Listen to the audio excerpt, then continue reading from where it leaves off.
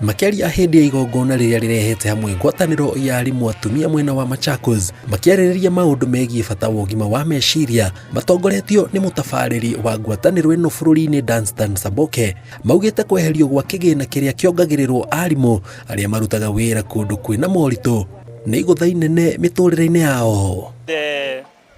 Hardship areas, and they want to remove the hardship areas. I want to remind the government that these are human beings.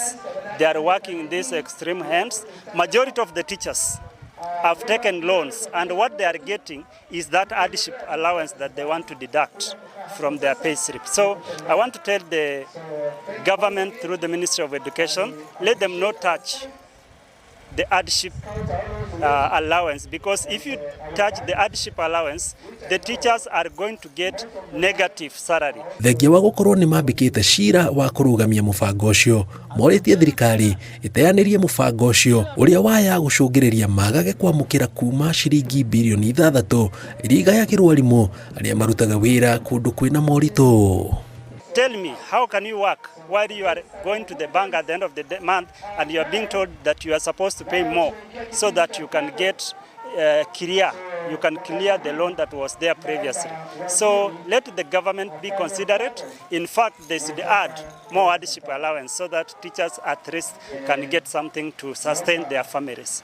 Mongereire kĩgĩna kĩu kĩngĩeherio mĩtũrĩre ya arimũ ĩgũcoka thutha na gĩkĩro kĩnene kuona aingĩ ao nikio makoragwo marorete igũrũ gwĩkũria. To deal with life stresses. And other issues are like financial issues, family issues, psychological, even political issues. They all contribute to mental health. When people go through a lot and they get burnt out and they do not know how to deal with their stressors, that is what culminates to mental health. So most of the challenges like I've said around mental health are issues finances. And mostly when it comes to the school fees. Ngiribotera Inooro TV, njĩtagwo Jenga. Oh boy.